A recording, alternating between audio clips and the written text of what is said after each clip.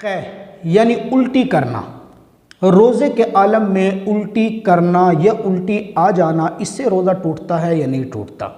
आम तौर पे तो यही मशहूर है कि जिसको रोज़े की हालत में उल्टी आ गई बस उसका रोज़ा टूट गया, लोग खाना पीना शुरू कर देते हैं। ये बात नहीं है, इसको ज़हन नशीन करना चाहिए। उल्टी की दो सूरतें हैं, एक है अपने इरादे और अपने इख्तियार से उल्टी को ले के आना। कोई भी ऐसी सूरत बनाई, हलक में उंगली डाली या कोई ऐसी सूरत बनाई कि अपने इरादे से उल्टी को लाया गया, इससे रोज़ा टूटेगा या नहीं। इसमें फ़ुक़हा फरमाते हैं अगर ये मुंह भरकर आ जाए, मुंह भरकर आई और सारी बाहर निकल गई तो ये रोज़ा टूट जाएगा। अगर मुंह भरकर नहीं है, थोड़ी मिकदार के अंदर है और सारी बाहर निकली तो इससे रोज़ा नहीं टूटेगा। दूसरी सूरत कि उल्टी अपने इख्तियार से नहीं ली बल्कि वैसे ही तबीयत ख़राब हुई, मतली हुई, बुखार था या कोई भी वजह उससे उल्टी आ गई।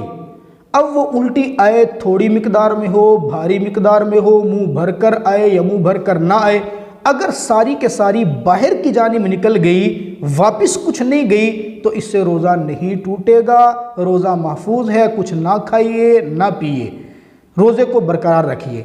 हाँ अलबत्ता अगर रोज़ा की हालत में उल्टी आई और ये अपने इरादे और इख्तियार से कुछ वो बाहर निकल गई, कुछ को ये वापस अंदर निकल गया, अगर अंदर निकलेगा तो रोज़ा टूटेगा। अगर अंदर नहीं लेके जाता, सारी बाहर निकल आती है, इससे रोज़ा नहीं टूटता। सेम इसी तरह कभी रोज़े की हालत में उल्टी तो नहीं आती, लेकिन रात को चूँकि पराठे खाए जाते हैं सहरी के अंदर या इस तरह कोई चीज़ खा ली है और सुबह सोने के बाद जब ये उठा या दिन के अंदर खट्टी डकारें आना शुरू हो जाती हैं। खट्टी डकारों के साथ बसा औकात एक खट्टा सा पानी भी हल्क तक पहुँचता है। क्या इसके आने से रोज़ा टूटता है या नहीं? इसके अंदर फरमाते हैं, इसमें भी वही फार्मूला, उल्टी जब सारी बाहर आ जाए तो रोज़ा नहीं टूटता। और ये जो खट्टा पानी या डकार ये तो हलक तक पहुंचती है, जिससे हलक में शायद कुछ जायका महसूस हो जाए, लेकिन ये हलक तक आया और फिर अंदर चला गया खुद ब खुद, खुद लेके नहीं गया बल्कि वो जिस तरह आया था उसी तरह खुद ब खुद अंदर चला गया, इससे रोज़ा नहीं टूटता। इन मसाइल को समझना चाहिए और याद रखना चाहिए।